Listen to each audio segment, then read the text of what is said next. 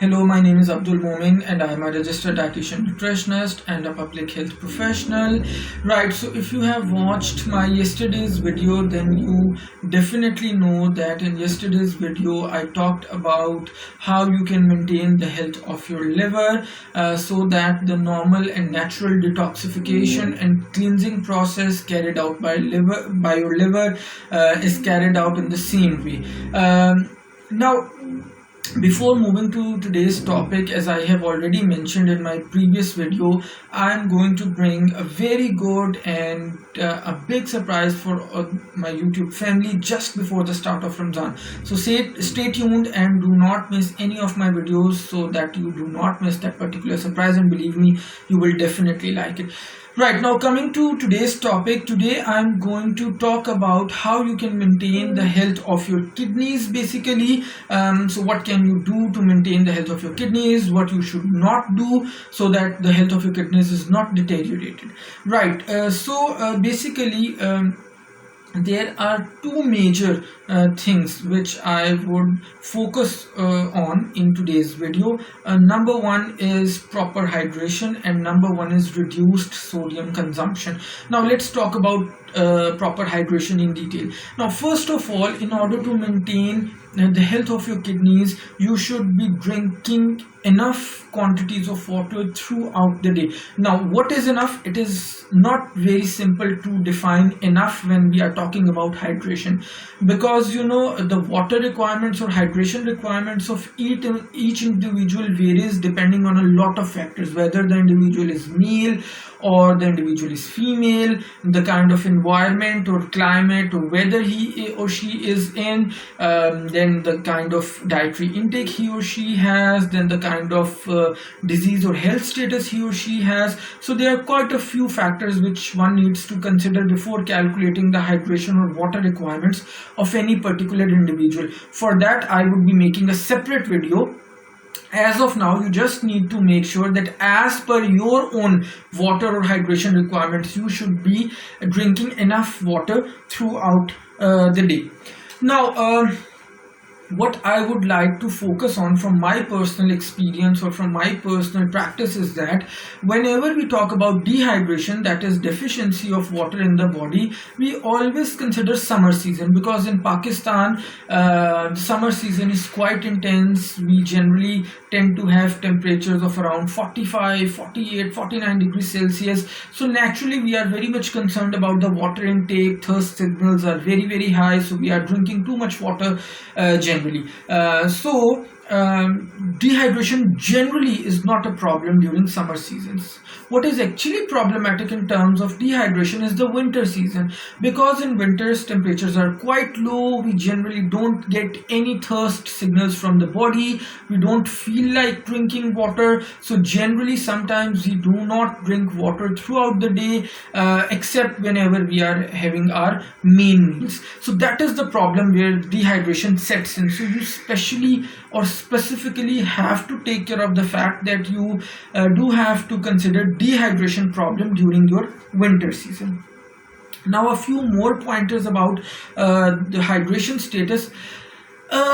Please understand this phenomena. When you are feeling thirsty, that means that dehydration has already set in.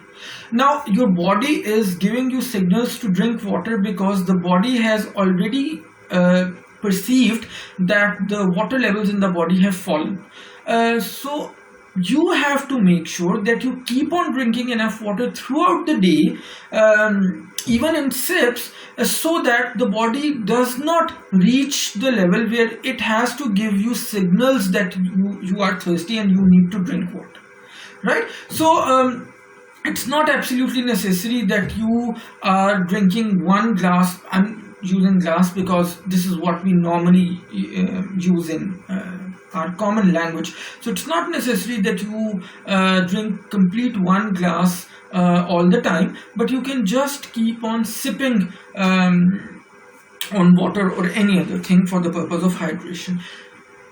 Another very important pointer is that when we say water or fluid, it does not only mean plain water, because a lot of times people say, or people make complaints that we cannot drink enough water because pure water, it has to be ideally colorless, waterless, and tasteless.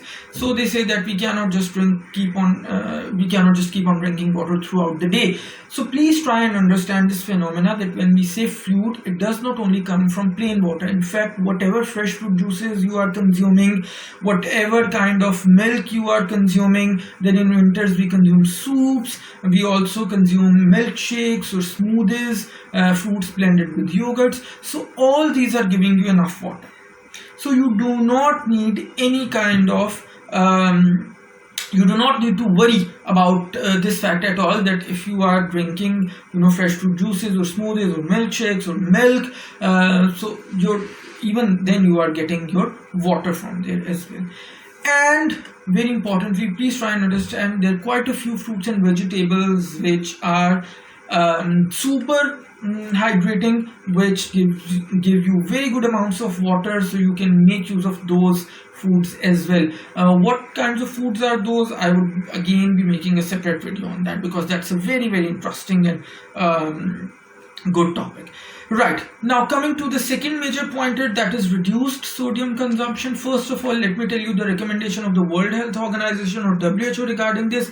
The WHO, or the World Health Organization, states that the maximum amount of table salt which one should consume is 5 grams, which is equal to 1 teaspoon.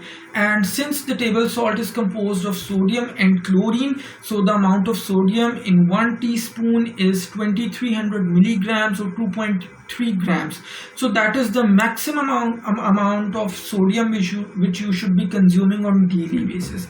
Now, how can you reduce this sodium? Here are a few major pointers. Number one, please remove table salt from your table. Those cellars which are full of table salts, you should be removing those, because in Pakistan there is this very common habit among people that they would always add extra salt, despite the fact or irrespective of the fact that whether the meal has ample or less salt in it. Number two, you should be avoiding ready-to-eat meat products, because these are the meat products which are quite heavy in terms of sodium. So if you carefully read the labels of these ready-to-eat meat products, whose consumption has become very, very frequent in the past 1 decade or so, so they are very, very high in sodium. So eating a lot of these ready-to-eat meat products is definitely not good for your health, not good for the health of your kidneys, because of the excessive sodium present in those products. Number three, we tend to eat a lot of instant noodles these days. We tend to eat a lot of Nimcos from the packets. We tend to eat a lot of crisps and dried chips from the packets. Children like those chips or dried crisps. Adults like those as well. So please understand this. Such products are also very, very high in sodium. So you don't need to be consuming a lot of those products. Even if you finish a complete pack of crisps or those chips, and in the end, if you look into those packets, you would find a lot of salt there, and if you taste that, that is definitely absolutely saltish, and you need to drink water after that, right? So please cut down your Nimcos and crisps and chips as well. And last but definitely not the least, a lot of people would be asking that how could we actually decrease the consumption of sodium when our taste buds are so much used to it. So please remember that quite a few researchers have proven that your taste buds can adapt to a newer taste within 3 weeks or within 21 days. So for example, if you are used to adding 1 teaspoon in a particular dish, so start with 3/4 of the teaspoon, and in a span of 21 days or so, that would taste as good as 1 teaspoon of salt. So these were the major pointers. I do hope that you have understood, and most importantly, I do hope that you would try and act upon these pointers so that the health of your kidneys is maintained and your kidneys keep on doing the excellent work they are doing. So like my video, subscribe my channel. If you haven't subscribed yet, hit the bell icon. Do let me know through your comments if you are liking the content or not, and most importantly, share my videos with others so that others can benefit as well. Until next time, it's bye bye from my side.